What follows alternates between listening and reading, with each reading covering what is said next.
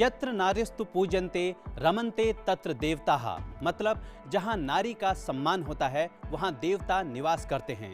भारतीय संस्कृति में महिलाओं को सदैव सम्मान दिया गया है। आज महिलाएं हर क्षेत्र में पुरुषों के साथ कंधे से कंधा मिलाकर कार्य कर रही हैं। बावजूद इसके भारत में हर साल करीब 30% महिलाएं घरेलू हिंसा का शिकार हो रही हैं। क्या आप जानते हैं, किसी भी महिला का शारीरिक, मानसिक, भावनात्मक, मौखिक, मनोवैज्ञानिक और यौन शोषण अगर उसके सगे संबंधियों द्वारा किया जाता है तो यह घरेलू हिंसा की श्रेणी में आता है।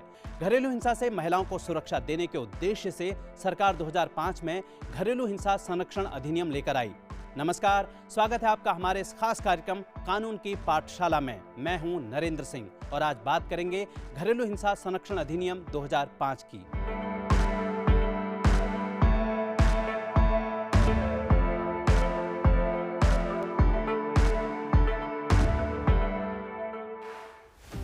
कोई भी ऐसी वजह जिसके चलते किसी महिला और बच्चे को स्वास्थ्य, सुरक्षा और जीवन के संकट से गुजरना पड़े, आर्थिक क्षति हो या फिर उन्हें दुख, पीड़ा और अपमान सहना पड़े, घरेलू हिंसा के दायरे में आती हैं। घरेलू हिंसा संरक्षण अधिनियम 2005 से पहले विवाहित महिलाएं परिजनों द्वारा शारीरिक या मानसिक रूप से प्रताड़ित होने पर आईपीसी की धारा 498A के तहत ही शिकायत दर्ज करवा सकती थीं।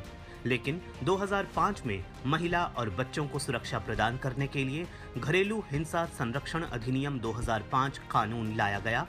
इसे 13 सितंबर 2005 को संसद से पारित कर 26 अक्टूबर 2006 को देश में लागू किया गया। इस कानून का उद्देश्य महिलाओं को घरेलू हिंसा से बचाना और सुरक्षा प्रदान करना है। ये ऐसा कानून है जिसमें शिकायत करते ही पीड़ित को उत्पीड़न से बाहर कर सुरक्षित किया जाता है। घरेलू हिंसा में शारीरिक, मानसिक, लैंगिक, आर्थिक और भावनात्मक प्रताड़ना शामिल है।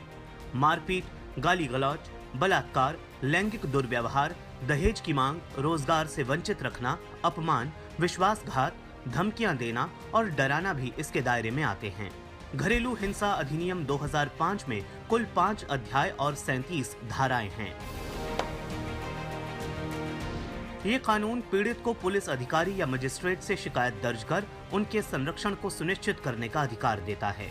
पीड़ित स्वयं, उसका कोई संबंधी या पड़ोसी संबंधित दफ्तर में जाकर या अधिकारी को ईमेल या फोन पर शिकायत दर्ज करवा सकता है।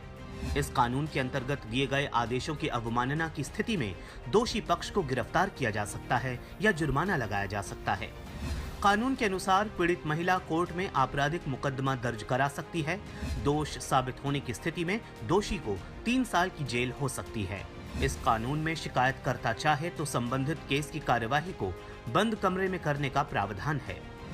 इस कानून में स्थानीय थाने को पीड़ित और उसके बच्चे के संरक्षण के लिए निवास या भुगतान का भी आदेश दिया गया है। ये कानून वित्तीय भरपाई का भी आदेश देता है। कानून के अंतर्गत मजिस्ट्रेट अंतरिम आदेश भी दे सकता है। ये कानून घरेलू हिंसा से पीड़ित महिला को साझा घर में रहने का अधिकार देता है, भले ही कानूनी तौर पर सास ससुर घर के मालिक हों। अक्सर नारी को बेटी, बहन, पत्नी, माँ और साथी महिला के रूप में घरेलू हिंसा और भेदभाव का सामना करना पड़ता है, जो भारत जैसे विकासशील देश के लिए बेहद चिंतनीय है। कई बार देखा गया है कि महिला घर की इज्जत बचाने के लिए घरेलू हिंसा बर्दाश्त करती रहती हैं और शिकायत नहीं कर पाती।